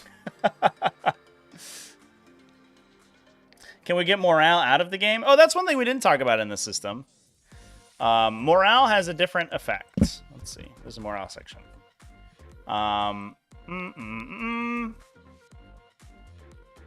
So yeah, here we go. Here's the section. So I did sort of skip over this part. The difference here is that instead of morale just making your guys run away, it applies different effects based on the unit who failed the morale check. So, like a Nation Know No Fear gives you a special. When you take a morale check, you may have a special roll. I think the examples they give are Indomitable, Shaken, where you lose all your advantages if you failed morale. Attrition, which is probably the attrition test that we have right now. Broken, which I guess just kills you. Or some units have unique special rules for morale. So instead of failing a morale check and it working and combat attrition working like it does for every single unit, like more elite units would be commensurately less affected by failed morale checks. So like you could have, you could lose your advantages, you could get disadvantages, or you could have like if you're a Space Marine or whatever, like they may just, you know, I don't know, like lose one advantage, but that's it, or something like that. Which I think is really interesting and cool, because suddenly you don't have this morale system that like universally punishes large units. Instead, you can have the units interact uniquely with the system, which I think is pretty sweet.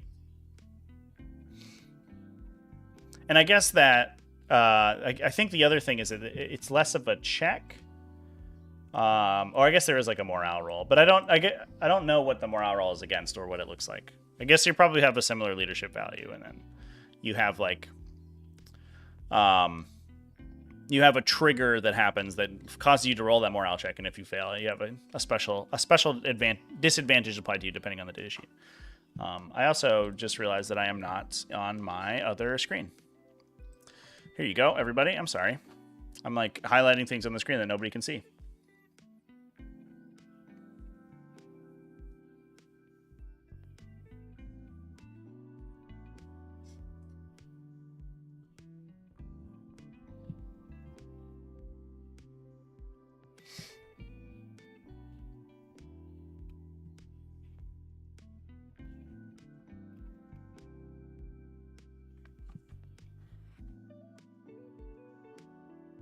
Yeah, I think that talking about the point where like morale checks only for the given turn that it's in, I think that's so that you don't have to have like permanent like stat checking. I mean, I guess it's fine, but if you have like a unit, you know, you think about like a neophyte hybrid unit, right? That like starts at 20 models, loses 10, gains back 6, loses 5 more. And you're like, and it gains 4, and you're like, how many models did I lose like over the course of the game or whatever? And like maybe you can design a system that works well with that. You know, once you're below 50% starting strength or something, your morale kicks in. And that may be what we see in the future. But so if you have like models reincarnating or regenerating or being added and lost to the unit, then it doesn't become as difficult to track. But I think right now it is just a concession to the legibility of the game state, I think. Yeah, I think this is the from the people that we in the discussion we were having, this system actually seems a lot more interesting than the current morale system, which is kind of like I mean, I think to be honest, morale systems in games are have always kind of been bad, so everyone just kind of like, I don't like them, generally speaking, but I think I don't like them because they've never been done well. I think Star Wars Legion might be one of the situations where it gets done okay. They have a suppression mechanic where you get stacked disadvantages depending on the number of times people have shot and hit you, regardless of whether or not you took damage from it. The downside there is that they have like because the system is like sort of degranulated to a point. You only have like 2 tiers of suppression. Like one where if you have any suppression on you, you get a disadvantage. And if you have a ton of suppression on you, you just run away. And I think that's like too black and white. And you get into situations where, because I think it's double your leadership check. This is like in the weeds of a game that nobody plays. You get to these situations where as soon as you give somebody +1 morale, they're sort of like exponentially more difficult to break, and it stacks really bizarrely. So a system like, I don't know, something, a happy medium between those two, I think would be the way to go for sure. But this one seems pretty interesting.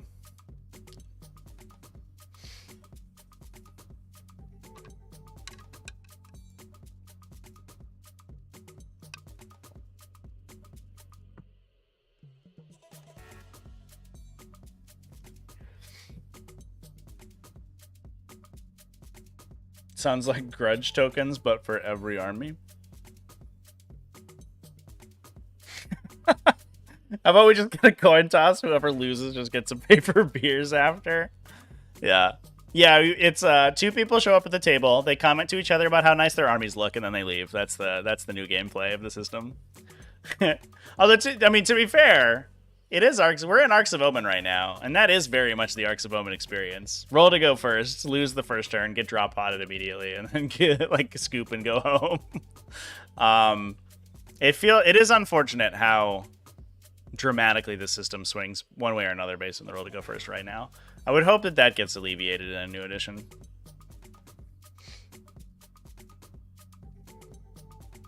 Are Stormtroopers a lore accurate ballistic skill 7? They do have the lowest ballistic skill in the game, I believe. They use a white hit die, which I think is white because it's just used by a Stormtrooper, which is funny. Which has the fewest number of successful of hit successes on it. Yes, but they also have a red saving die, which doesn't really make sense. The saving die, they wanted white to be bad, I guess. There's a red dice and white dice for savings. And white dice are really bad and red dice are really good. And they have a red dice defense. So they have heavy armor, so they don't die that often. Although that's not really represented in the movie. Why are we talking about Legion? This is a 40k. This is a 40k channel.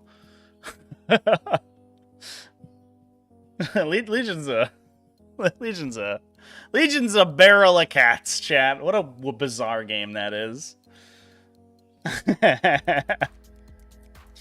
I think I described Legion recently as like the platonic ideal of like squandered potential. Legion has so many cool, unique mechanics, and then also just like the worst gameplay in the world. All right, chat. What else do we have to talk about? Let's I'll wrap things up momentarily here. But so if anybody has any more questions or points or things that they want me to take a look at in this document, go ahead and throw them in the chat. Why does it take 30 years to fix first turn advantage? They fixed it in Nephilim, I think. Like, I think at some points in Nephilim, going second was wildly advantaged, I think. Like, Necrons really needed to go first because their secondaries are really stupid. But, like, most other armies in the game prefer to go second. And that I think was, like, that was too far the other direction. Because second gave you this huge passive scoring advantage. So you were never incentivized to actually, like, play the game. You'd be like, oh, I went second? Cool. I'm just going to sit on my 2 objectives, and my whole army is going to try to hide battle line of sight for the entire game. And that's, like, lame and stupid. And so I think Arcs of Omen flew the other way. Not really mechanically, though. They just made units that Alpha Strike much better. Which is weird.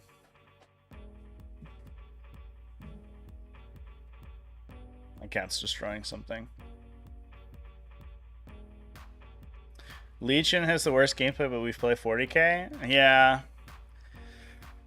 Yeah. 40k has worse mechanics, I guess. But Legion, I think the overall experience is worse, in my opinion. Legion has some very cool. It does some very cool things. It has like its mission system is the coolest in the entire industry, I think. Like, full stop. I think it's super sick. But the problem is that like the problem therein, because they did so much design early on and they refused to change things. And this might have changed more recently now that AMG is in charge of it. I don't know if they've rebalanced things, but there are missions that are literally unlosable in Legion. If you hit the correct draft of missions and pre-games, there are some instances where blue player immediately wins, and that's really problematic. And then like it being alternating activation with like a 40k number of entities on the table makes the games the game's like designed to artificially last for 4 or 5 hours. It's like insane. And then the way they keyword mechanics is really bad too. It's like it's real infinity energy, where you have like a bunch of different levels of a mechanic that are like similar but slightly different from other versions that are then like self-referential within the army book. If you're not hyper enfranchised in Legion, it's like impossible to play. More biomass for Inky. Yeah, I think I had a box in my kitchen she just destroyed. Just cut down movement ranges and let nothing work in the first turn. That has a deep strike effect. I agree with that for sure. Yeah, like drop pods, Veil of Darkness, pre-game moves, anything that puts you out of your deployment zone in the first turn, I think should be just axed, honestly. And that feels like, with very few exceptions. Like, you can play scouts on the first turn, sure, or like Eldar Rangers, but you shouldn't be able to put 15 striking scorpions in my deployment zone on the top of one. That's ludicrous. So like, super duper punchy forward deploy stuff, pre-game moves, turn 1 deep strikes, redeploys. Just axe that stuff on turn 1. Let your opponent have a turn to try to position around them.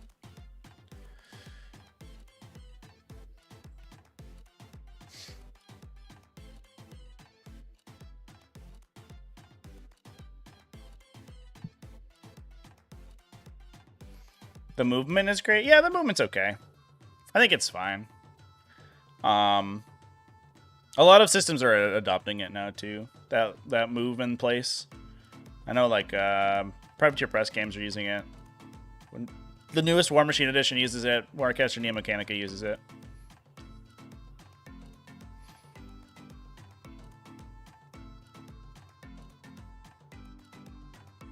How about, instead of deploying 2,000 points to the table turn 1 and shoot your opponent off the board, deployment lasts for 2 to 3 turns? That's how Conquest does it, actually. Your army comes on in drips and drabs.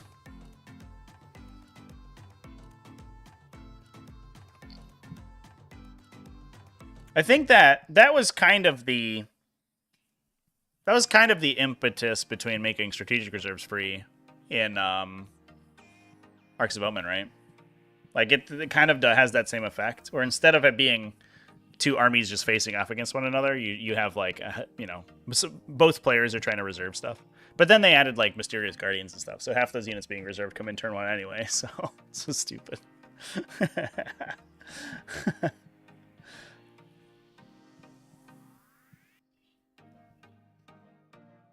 So Larry said an Astromilitar mortar team moves 6 inches and a whole Orc army moves 5 inches. Except does it? Because that Orc army moves like 10, or 12 inches, because it's all in fucking transports. And then it all disembarks, advances, and charges on turn 2. So so that mortar team moves 6 inches, and in the same... In 2 battle rounds, the mortar team moves 6 inches, and the Orc army moves like 40. I don't think orcs are lacking for speed right now. A Storm Boys unit goes like 25 inches in a turn, like conservatively, if they rolled a kind of bad charge. I've not seen any reserves in competitive 40k. It happens. It happens for sure. A lot of the armies right now are voluminous enough that you like can't reserve, but occasionally it comes into play. I think did I reserve in a game recently? I don't think I did. I keep thinking about, I'm playing double Exocrine right now, and I keep thinking about reserving an Exocrine, but every time I do, I'm like, yeah, whatever.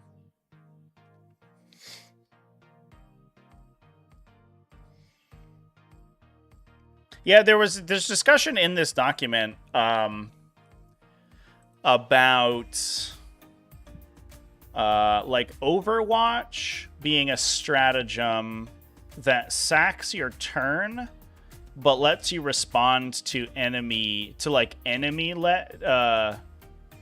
movement and shooting. And I think that would be like a cool way to do it. Like, what if you had an interrupt in the shooting phase, right? So instead of being like, well, I'll just sit and take it in the shooting phase and the fight phase, there's a lot of like back and forth manipulation. What if you had a TCP strat that's like, if after your unit gets shot, you can shoot back, right? Then suddenly, like, you have the situation where, or even like make it free but sack that unit's next turn or something. So then now you have the situation where like, well, your opponent squeaked line of sight onto you and might kill your big thing, but at least your big thing gets to take something with it. I think like that's an interesting direction to go in. And so they talk about that being a system.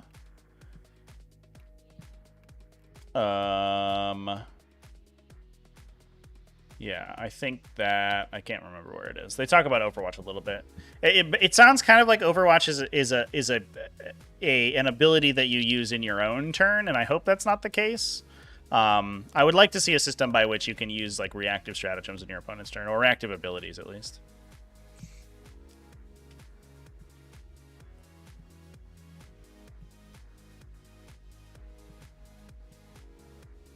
Am I excited for the 10th edition range refresh for Tyranids? I mean, honestly, I own too many Tyranids to be that excited about new units. What do I want the most? I like there's like rumors about a new cool Swarm Lord. I think that'd be cool. The army does like really, it kind of it lacks like character in some cases. I could see new like Gants and stuff too. The Termagant model, like all the Gant models are terrible. Like Hormagaunts are like fiddly garbage. Termagants are a little derpy looking. I could use new Gants. The like most updated Gargoyles from 5th edition are pretty cool. And I would like to see that same sort of like aesthetic move transition over to the other stuff. Sacking the turn is too much. Well, it's just like, I mean, it's like the interrupt stratagem, right? Where you get to attack out of sequence, but you don't get to attack twice. And I think that would be how it works.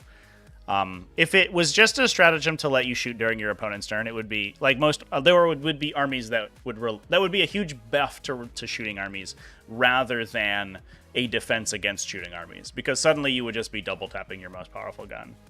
I think what you need it to be an interrupt in the shooting phase rather than a double shoot. Kind of like reactions in Horus Heresy. Yeah, I think so. Honestly, I don't know too much about the mechanics of Horus Heresy, but I would like to see more stratagems that interrupt the flow of gameplay for sure. I'd like them to, like, they need to have a commensurate cost with them, rather than just being like, oh, I can do whatever I want in your turn. But I think that's good design. It's just good interaction. Bring back Doom of Malantai. Don't we have Maliceptors and Neurothropes? Aren't those like both supposed to represent the Super Psyker? I guess, like, I don't know. If there's like a big mortal wound, like a big character who does a bunch of mortal wounds, I'd be into it. I love mortal wounds.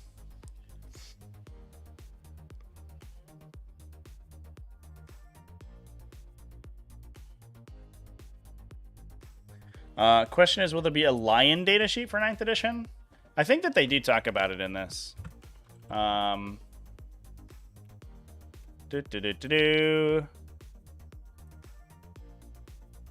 lion has rules. So yeah, I mean, this also includes like the rumors that like, well, lion is getting released. Apparently, according to this, the starter set is Blood Angels and Tyranids, not Dark Angels and Tyranids.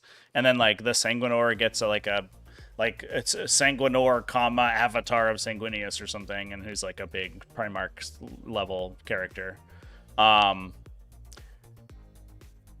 So, like, kind of theoretically, the rumor is that both Sanguinius, through the lens of the Sanguinor, and the Lion both get rules in the new edition, according to the rumors and this document, which also corroborates that.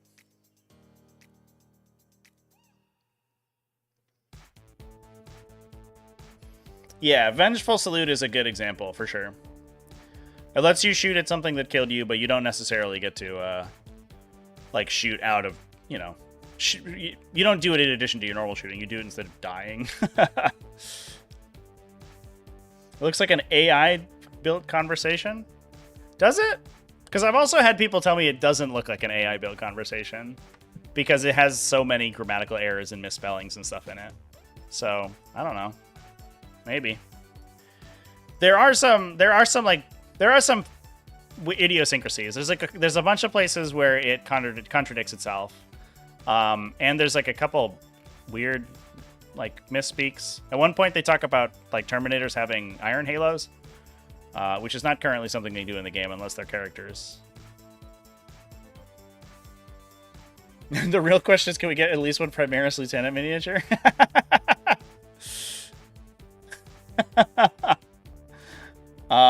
Yeah, I think that they do talk about, for some reason, when they talk about the kill shot advantage, it's used by snipers, which makes sense, and then they call out Primaris Lieutenants as well, which I thought was really funny. Like, Primaris Lieutenants are the universe's... They're so strong. They're the universe's, like, greatest warriors that they, like, headshot you every time they shoot you with their gun.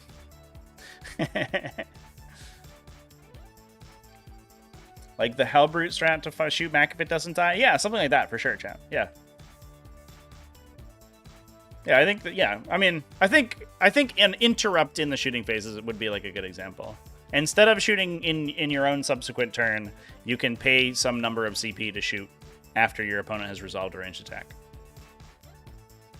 I think that like makes the shooting phase more interesting.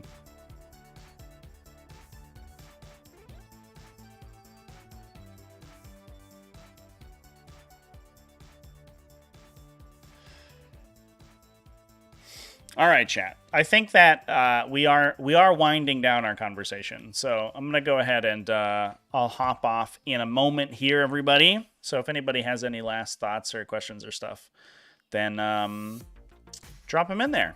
And we'll go ahead and wrap things up. I got a lot more content happening today. Like I said before, I'm doing the video on the Tyranid GT list later today. That should be up this afternoon.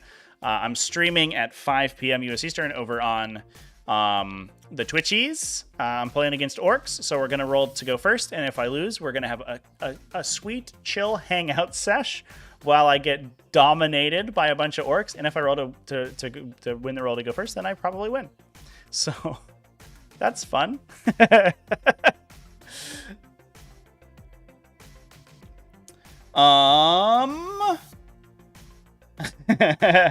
Inky's Hormigón costume in Leviathan colors. Yeah, we'll do a GoFundMe to get Inky a Hormigón costume. There was no way she would go for that. I don't think she's ever actually worn anything, so she would be a little bit upsetting. What about intervening cover? According to this, it gives you obscuring. If you ever don't have line of sight to the entirety of the target you're shooting at, it kind of works like dense cover, basically. So if like any part of them is obscured by a terrain, then they get the obscured trait, which gives you a disadvantage on hit rolls.